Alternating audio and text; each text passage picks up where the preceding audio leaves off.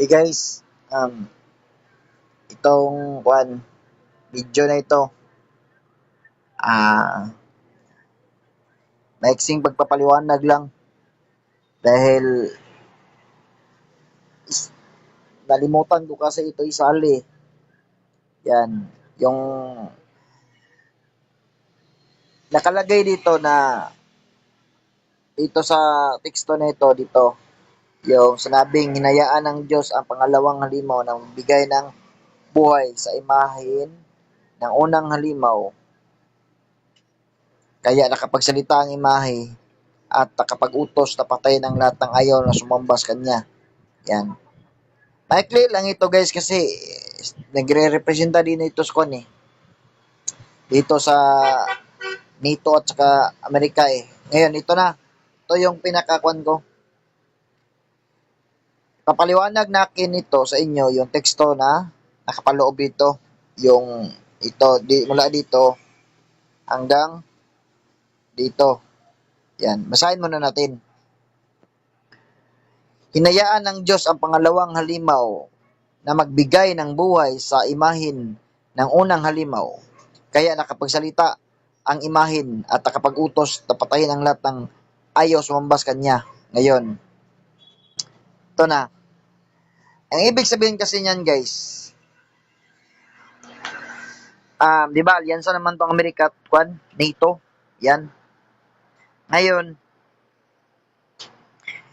dapat katulad nung sa Roman Empire, siya lamang yung nabukod tangi yung may control sa lahat ng bansa.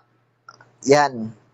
Pero ngayon, kasi yung naganap na World War II, Amerika yung di ba? Yung pinakamalakas na bansa. Kaya dapat yung magiging sitwasyon diyan,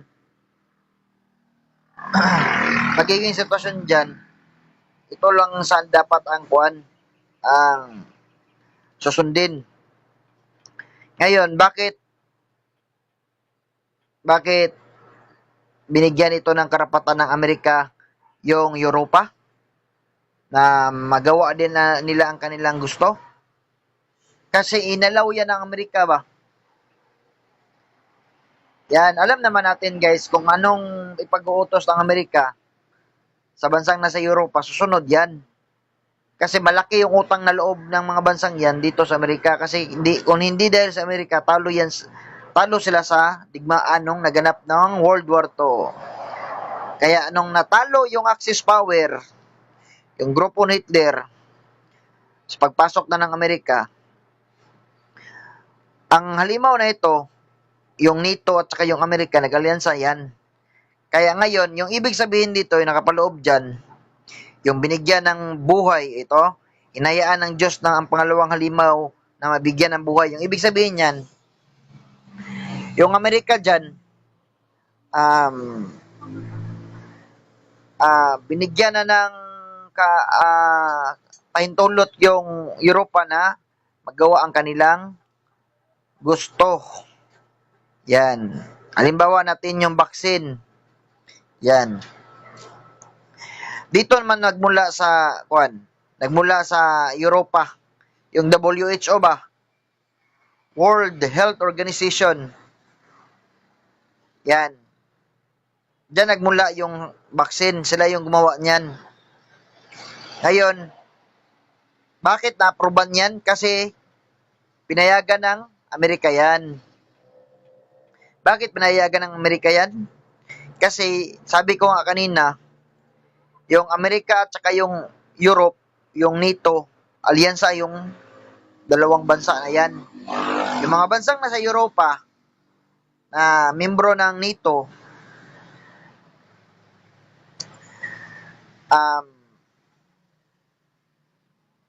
kung anong mga ginagawa nila, may basbas yan mula sa bansang Amerika. Yan. Kaya yan yung katumbas ng kapaliwanagan dito. Hinayaan ng Diyos ang pangalawang halimaw na magbigay ng buhay sa imahe ng unang halimaw. Kaya nakapagsalita ang imahe at nakapag-utos sa patayin ang lahat ng ayaw sumambas kanya. Yan. Pinilit ng pangalawang halimaw ang lahat ng tao, dakila o hindi, mayaman o mahirap, alipin o malaya, na magpatatak sa kanang kamay o sa noo. Yan. Hindi ko na ito masyadong pahabain guys kasi yan lang yung pinupunto ko dito kasi yung marka ng halimaw na ipaliwanag ko na yan. Yung numero 666. Yan. Yan yung turuan nila ba? Yung ano yung mga kuan, yung kaugalian ng mga taong nandyan sa Europa. Tapos yung sinasakal nila yung tao, pag hindi ka nagpabakuna, hindi ka makakapunta ng ibang bansa, hindi ka makakapasok sa ospital, yun, natupad na yan. Ngayon, yan yung ibig sabihin na hindi talaga yan literal. Kasi, yung mga bansang tinutukoy sa mga halimaw na ito, nire-representation lang ang mga laurawan na ito, pero mga bansa talaga ito. Yan. Kaya yan yung kaparihas, yung katumbas na binigyan ng karapatan ng American government yung European government na magawa ang kanilang pinaplano or kanilang desisyon. Yan. Hindi yan totoo. Kaya nabigyan ito ng kumbaga kapamahalaan. Kaya yung Europe dyan, halimbawa, may bansang gusto sila yung sanksyon. Magagawa nila yan. Kasi bakit? Binasbasan niya ng Amerika ba? American government. Kasi alyansa yung dalawa, di ba? Yan yung katumbas na binigyan ng buhay. Yung buhay na katumbas dyan, ito yung kung may gusto man silang gawin, magagawa nila kasi pinayagan niya ng Amerika. Yan yung katumbas dyan.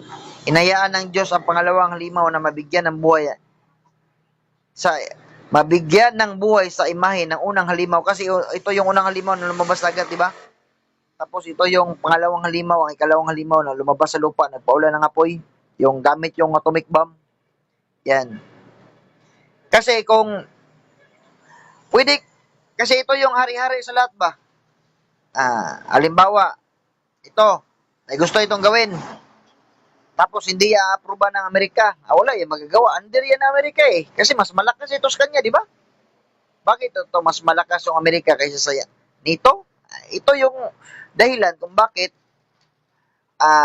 naligtas ito mula sa digmaan nung naganap or kaganapan ng World War II. Yan. Kaya yung kaganapan na iyon, yun yung naging dahilan kung bakit nailuklok yung Amerika sa pagiging superpower niya. At nag-alyansa na lang sila para wala nang digmaang mangyari.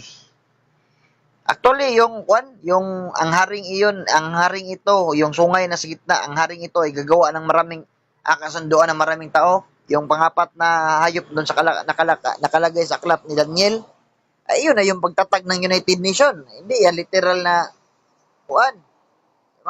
di ba? United Nation. Ito yung Amerika nagtatag ng United Nation. Mga bansa yan na sa Europa ngayon, yung mga bansang nasa Europa na yan yung nagmamayari ng sanksyon. Kung may bansang ayaw sumunod sa kanila, patawan nila yung sanksyon. Yan. Kaya yan yung katumbas or kaparihas kung bakit yung Europe ngayon may kapangyarihang magpabagsak ng isang bansa. Kasi nga, nakalagay na yan sa Biblia na binigyan ng Amerika ng pinahintulutan ng Diyos ang Amerika na bigyan ng kapamahalaan ng Europe. Yung ibig ng kapamahalaan, ito yung buhay, binigyan buhay. Yan, desisyon nila. Yung mga desisyon nila, magagawa nila kasi aprobado yan ng Amerika. Yan. So, yun na yun ha. Yung short explanation ko kasi baka lilitarin ko yan na pag-aunawa. Walang halimaw Tapos magbibigay ng larawan ng isa pang halimaw. May halimaw ba kayo nakita dyan? Di ba wala naman? Katulad din yan sa unang pagpapaliwanag ko doon sa mga hayop na nakalagay sa aklat ng Daniel. Yung mga halimaw na nakalagay doon, mga representation lang yan ng mga bansa. Katulad ng Iraq, Babylon. Ang representation doon, ito yung leon na may pakpak. Tapos yung Persia, ang representation naman ng Persia, ito yung uso.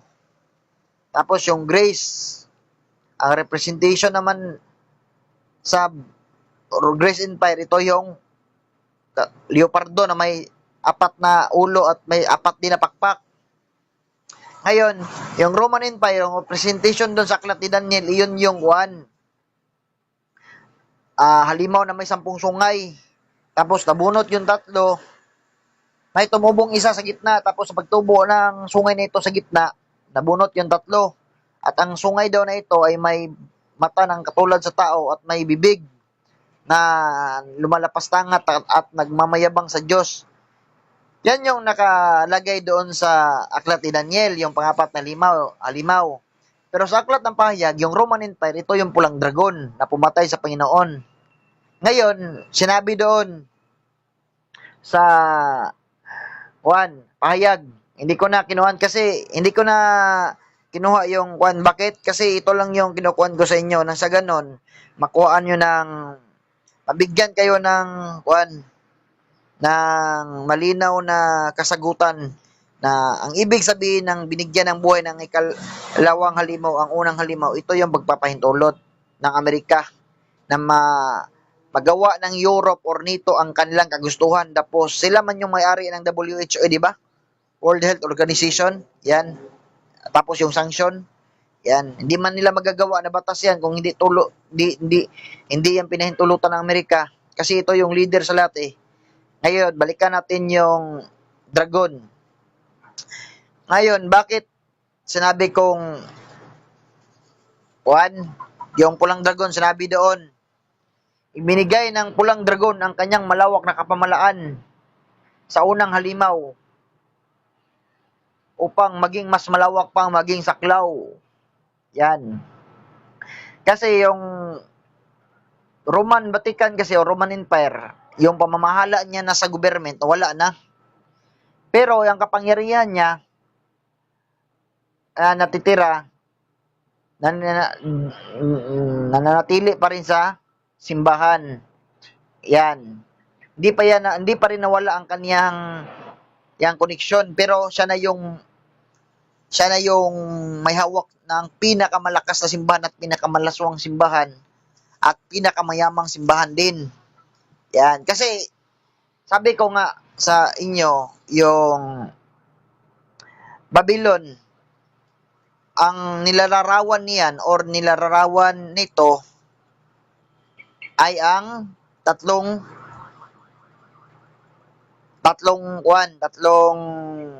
bagay. Una, kapangyarihan. Higit na makapangyarihan yan sa lahat ng simbahan sa buong mundo. Saklaw niya yan yung buong mundo na yan ba.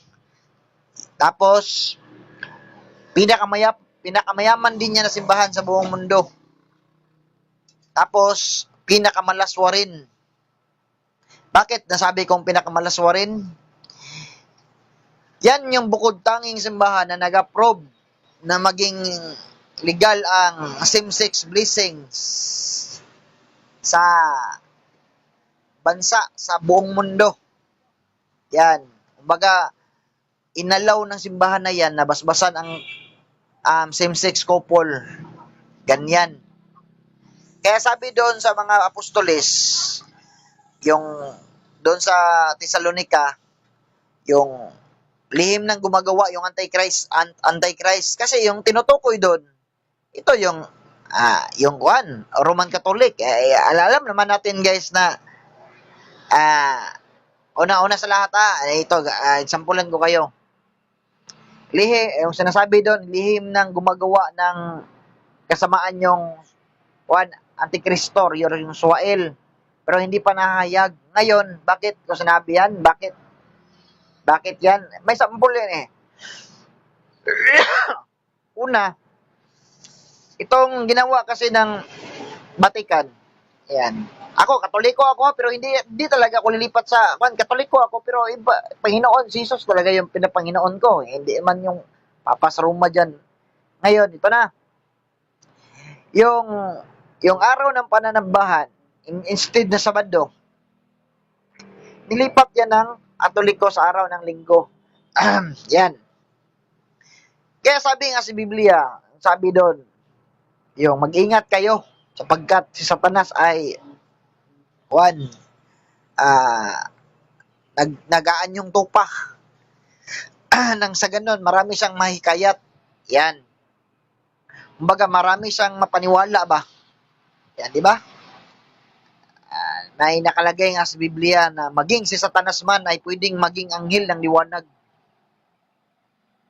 Yan. Ngayon,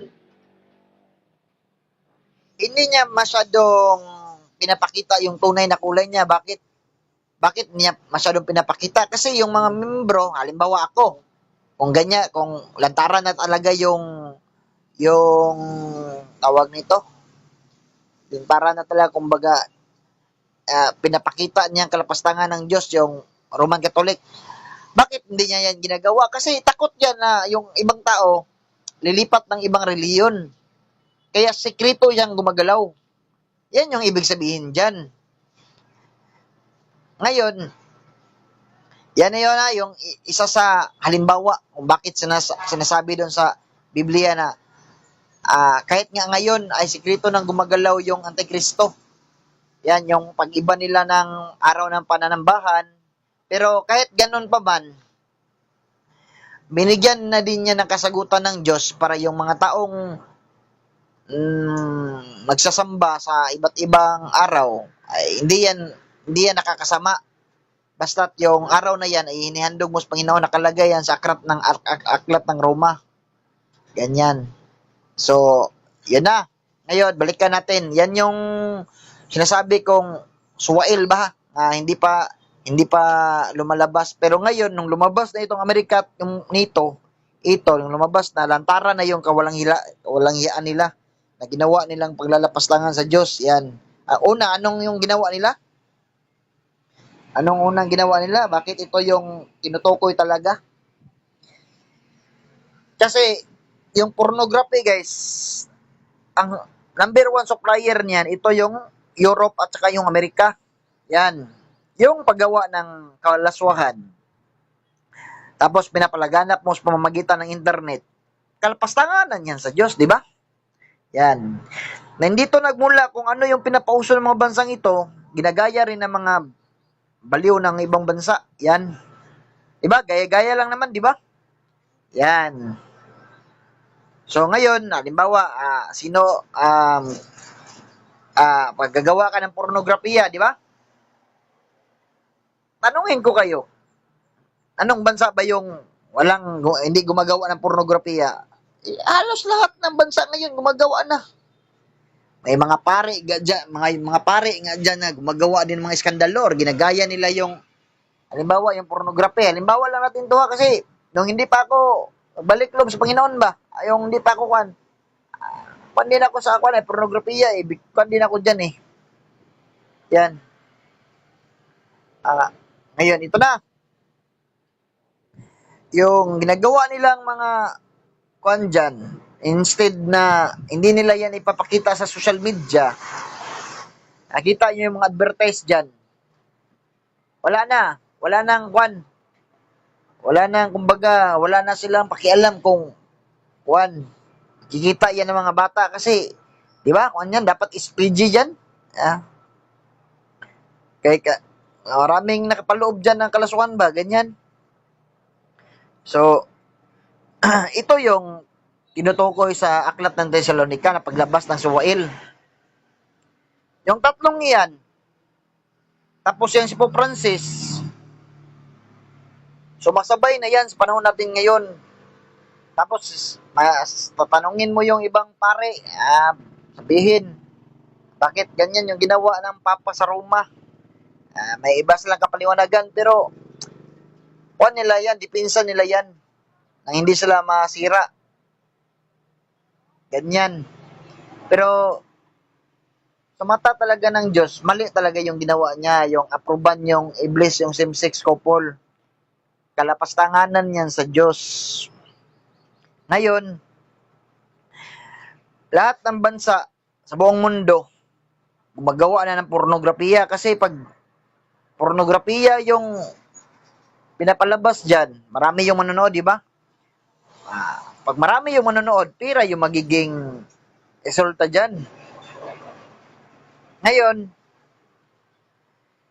ah,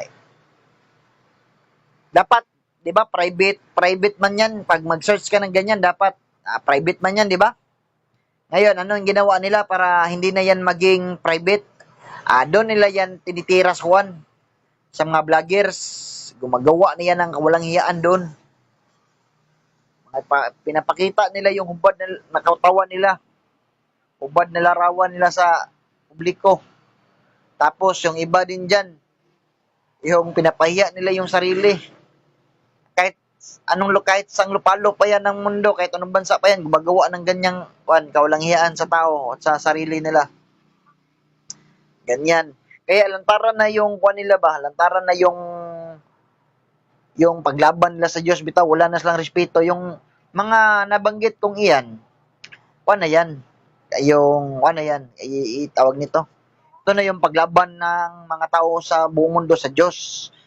Yan. Kaya, sabi ko, kahit anong oras, kahit anong araw, pwede na maganap yung rapture kasi nangyayari na yung huling paghihimagsik. Yan. Yung pagpatay ng tao dahil sa pera, yung pagpatay ng bata dahil sa pera, yung magkukuha ka ng mga bata diyan ba, yung kukunan mo siya ng lamang loob para ibenta sa ibang tao, yan dahil sa pera, dahil tapos yung drugs din, yung halos kahit saang panig ng mundo ngayon, kahit anong bansa, talamak na yung droga, ganyan. Alam naman natin, yung templo ng Diyos, ito yung katawan natin. Marami na yung mga taong nababaliw dahil sa droga. Yan.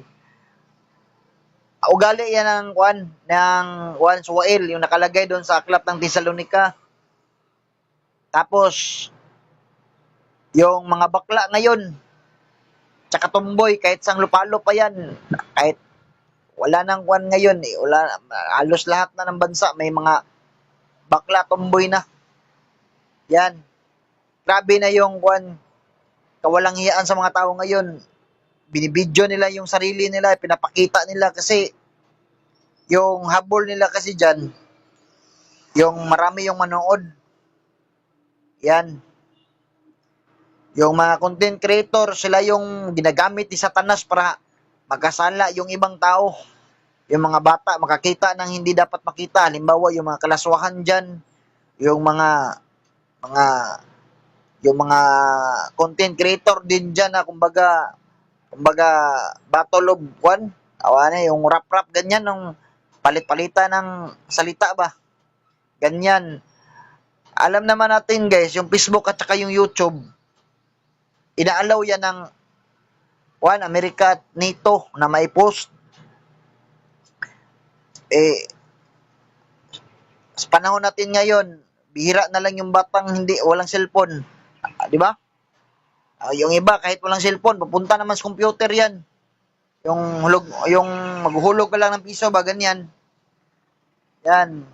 Itong dalawang ito, itong tatlong yan, yung Amerika, Vatican at saka NATO, naging isa yan sa katawan ng babaeng patutot. Sunog yan, susunogin yan ng Diyos. Maraming mga ibang reliyon na mga bakla at saka tomboy nagsilipatan sa relihiyong Katoliko kasi bakit? Doon kasi sa yan, doon sa Europa, kahit yung Thailand, yan, approve naman yung dyan, same-sex marriage dyan. Yan. Kahit dito sa Pilipinas, nangyayari na yan, yung may nagkakasal na.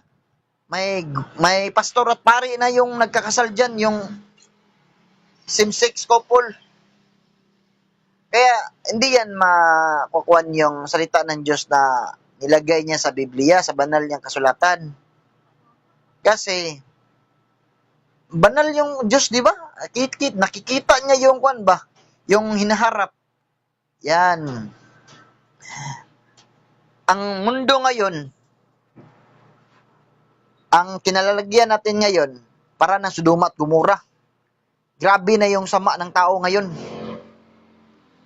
Papatay dahil sa pira, papatay ng bata na ulang kamuang-muang dahil sa pira, ibibinta nilang kanilang bata para lang sa pira.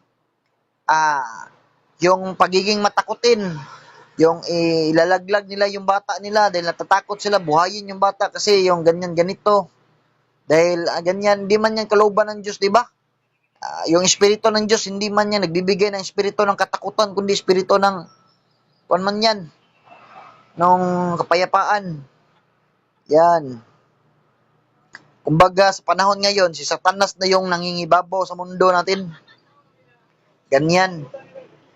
Gamit yung drugs, gamit yung technology, gamit yung pera, gamit yung kalaswahan niya. Yan. Kaya, kaya wawasakin na ng Diyos ang mundong ito kasi nga, grabe na yung kwan, wala nang kwan ba? Wala na silang respeto sa kwan, sa batas ng Diyos. Ganyan. Si Jesus, nung pinako siya sa cross, ay nung kinuhan siya ni Satanas, yung tawag nito, yung inoperan siya ni Satanas ng pira at kayamanan at kapangyarihan. Tapos, hindi tinanggap ni Jesus dahil mas pinili niya iligtas niya tayo mga kasalanan. Ganyan dapat tayo. Kahit mahirap man yung kahit mahirap man yung tao, yung kliyente mo bilang isang abogado or bilang isang husgado or hukom, dapat bigyan mo yan ng hustisya. Huwag mong hayaan yung pira yung mangingibabaw sa iyo. Kasi ganyan, kawawa ba? Ganyan yung ginawa ng Panginoon, di ba? Hindi siya nagpabayad ng pira para tayo makasalanan na iligtas. Di ba? Ganyan yung pag-ibig ng Diyos sa tao. Dapat natin yun. Lalo na yung mga pulis dyan. Huwag kayong manglamang sa kapwa ang tao nyo. Yung mahirap, lalo nyo pang pinapahirapan. Imbis na tulungan kasi lumalaban niya ng patas, yan pa yung kinakante nyo. Kinukuhan nyo pa. Nilalamangan nyo pa. Tapos yung mga mayayaman dyan, hindi nyo yan kinukuhan kasi natatakot kayo na kasi masigit yan sa inyo. Wala nang pag-ibig sa kabutihan yung mga tao ngayon. Pinaibabaw na nila yung dahas nila. Pagiging sakim nila sa kayamanan. Pagiging abusado, wala na sa pakialam sa nararamdaman ng iba. Kaya, yung mundong tinitira natin, maniwala kayo sa hindi, nuclear war talaga ngayong taon. Bahala kayo kung ayaw nyo maniwala. Basta, binigyan na kayo ng warning. Ng Diyos. Yan. Yung mga sunog nung nagdaang taon doon sa rainforest at sa Amerika at sa iba pang bansa. First of pinakauna-unahan yung bakit yun nangyari yung ganun kalaking sunog sa lahat ng panig ng mundo, iba't ibang bansa? Kasi propesiya yun, sinabi yun sa Biblia ba na sa mga huling araw magbibigay daw siya ng sign na sa araw na malapit na ang pagpaparito ng Panginoon, sunog yan, yung lindol. Anong anong kwan 'yon? Anong taon 'yon nangyari? Ah, akala nyo aksidente lang yung mga sunog na kaganapan, yung buwan ng naging pula tapos yung solar eclipse. Akala nyo kwan lang 'yon? May mga ibig sabihin 'yon. Kaya sinasabi ko sa inyo, ako sa inyo magbalik na lang kayo sa Panginoon kasi kawawa yung maiwan diyan sa rapture. Yung lahat na nasusulat patungkol sa propesiya, wala na. Tuloy ang nagaganap sa panahon natin ngayon. Yung yung World War III, magaganap talaga yan. Kasi yung orasya, yan talaga yung gagamitin ng Diyos para parusahan yung ina ng kasalanan. Yung Amerika, NATO, yan yung naging pulot dulo eh. Bakit naging masama yung lahat ng tao sa buong mundo? Gamit yung internet, ganyan. Saklaw ng Antikristo yung buong mundo eh, gamit yung internet, gamit yung cellphone, di ba? Gamit yung television, pagiging malaswa na pinapalabas ng mga tao diyan, mga halimbawa yung mga teleserye diyan na halimbawa yung mga may nakapaloob ding mga malalaswang palabas, kahit walang cellphone yung bata, nakikita nila yan. Ganyan. Mga bata ngayon, iwan ko lang, ugali ng bata ngayon. Ganyan. Eh, hindi yan magkakamali. Yung salita ng Diyos, mangyayari talaga yan. Ngayon, yung patotoong ito, na napakinggan nyo na, kung hindi nyo ito bibigyan ng halaga, hindi nyo ito paniniwalaan, walang problema para sa akin yan. Kasi, buhay nyo man yan, di ba? Kaya ginawa ko itong kapaliwanagan na ito kasi ito yung sasabi dito ba? Ito, yung hinayaan ng Diyos ang pangalawang halimaw na magbigay ng buhay sa imahe ng unang halimaw, yan. Hindi ko kasi yan na isali sa unang video ko, pero yan yung kapaliwanagan dyan. Sinabi ko kanina, yan. Pinayagan ng Amerika yung Europe, matupad ang kanilang yung mga plano nila patungkol doon sa mga baksin nila dyan. Yung isanksyon nila yung bansa para di yan literal na patay, isanksyon nila yan, mabagsak yan. Pag walang marka yung isang tao dyan, hindi yan makakapag-apply ng trabaho. Hindi yan literal na patay, sa talingaga yan. Yan yung ibig sabihin dyan. So, yun na yun So, at least nabigyan ko na kayo ng kapaliwanagan dito patungkol sa nakalagay dito sa Revelation 13 to 15 na hinayaan ng Diyos ang pangalawang halimaw.